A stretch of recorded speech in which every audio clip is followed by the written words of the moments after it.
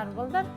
Бүгүнкү сабакта биз заттардын түзүлүшү, алардын касиеттери жана аларды пайдалануу боюнча ортосундагы байланышты аныктоо боюнча тапшырмаларды карайбыз. Зат формуласын карап туруп, заттын формуласын силер анын курамын биле аласыңар. Заттын курамын билип, валенттүүлүгүн билип алып туруп, заттын түзүлүшүн тарта аласыңар. Заттын түзүлүшүн билип, биз заттын кандай касиетке ээ экенин дагы биле алабыз. Ошондой эле бөлүкчөлөр дагы, бөлүкчөлөрдүн курамы, бөлүкчөнүн түзүлүшү жана бөлүкчөнүн касиети ортосунда дагы байланыш бар. Бул байланышты кайсыл теориялардан билсек болот? Ал Бутлеровдун теориясы жана мезгилдик закондон дагы байкасак болот. Заттын касиеттери анын курамы жана химиялык түзүлүшү менен аныкталат. Мезгилдик законду эсиңерге салайын. Атомдардын жана алардын бирикмелеринин касиеттери алардын ядросунун зарядына мезгилдик көз каранды болушат. Атомдук касиеттери анын ядросунун курамына жана түзүлүшүнө көз каранды. Эгерде мезгилдик законду карасак, анда биз ядросунун зарядынан башка дагы катар номерине көз каранды деп дагы айтсак болот. Катар номери бул ядронун заряды. Ядроодо кайсы бөлүкчөлөр бар? Протондор жана нейтрондор бар. Протондор плюс зарядталган бөлүкчөлөр, нейтрондор заряды жок бөлүкчөлөр. Ошондуктан протондун канча саны бар болсо, ядронун заряды дагы ошончого барабар болот. Эми тажрыйбада карап көрөлү. Бул жерде SO2 газы кошундулар менен таза SO2 газына айланат. Ортодо түтүкчөдөн өтүш керек ал газ кошундулар менен. Түтүкчөнүн ичинде фосфордун 5 валенттүү оксиди бар. Бул тапшырманын шарты. Жогоруда тажрыйбанын схемасы берилген. Бул тажрыйбада SO2 газын кайсы заттын кошундуларынан тазалашкан? Жооптор: А. Көмүр кычкыл газынан, Б. Хлордуу суутектен, В. Суу бууларынан, Г. Метандан. Демек, бул тапшырмага жооп берүү үчүн силер жакшылап тажрыйбадагы сүрөттү карашыңар керек. SO2 газ кошундулары менен P2O5 менен реакцияга кирбей, бирок андагы кошундулар P2O5 менен реакцияга кирип, ошол жерде кармалып калат экен дагы таза SO2 газы пайда болот. Эмне үчүн SO2 газы P2O5 менен реакцияга кирбейт? Анткени себептен экөө тең кислоталык мүнөздүү оксидтер. Демек, P2O5 кайсы заттар менен реакцияга кире алат?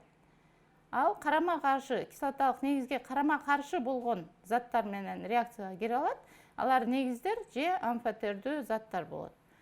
Негиздер же амфотердүү кошулмалар кайсылар? Алар +1, +2, +3, +4 зарядталган металлдардын оксидтери же гидроксидтери болуш керек.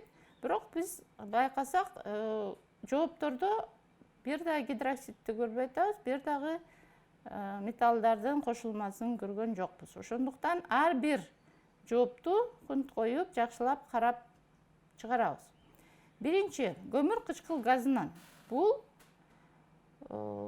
газ менен P2O5 реакцияга кирбейт. Эмне себептен? Анткени бул экөө тең кислоталык мүнөзгө ээ.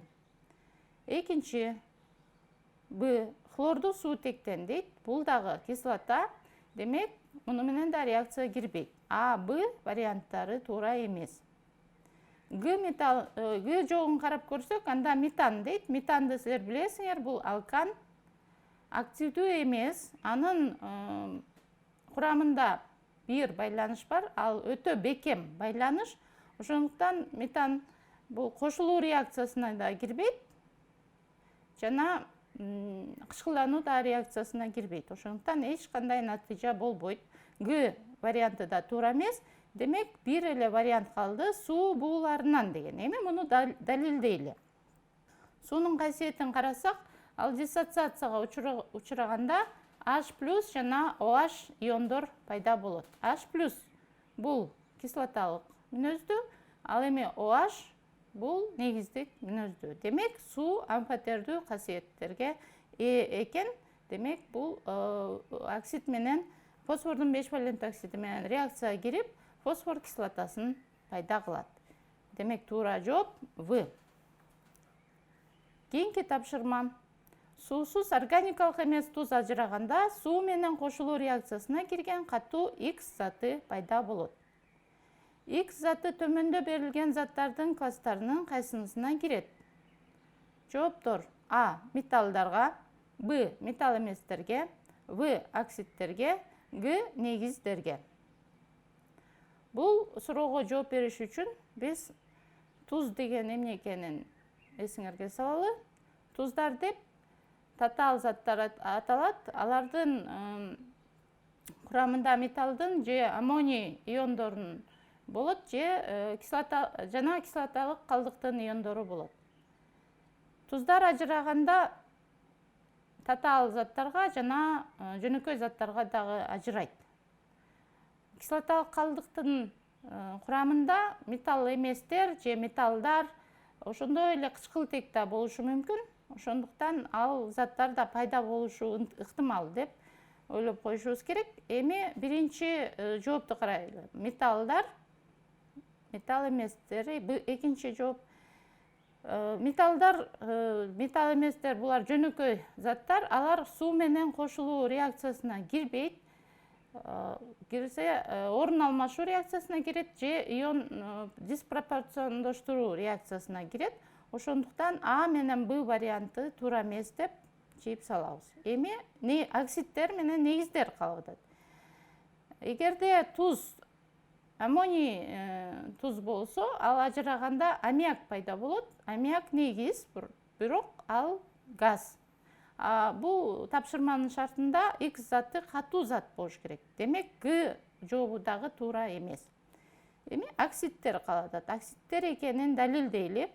Оксидтер болсо суу менен эрүүчү негиздерди жана кислоталарды пайда кылат. Демек, туура жооп В. Ушуну менен биздин сабак аяктады. Эмки көрүшкөнчө сак саламатта калгыла.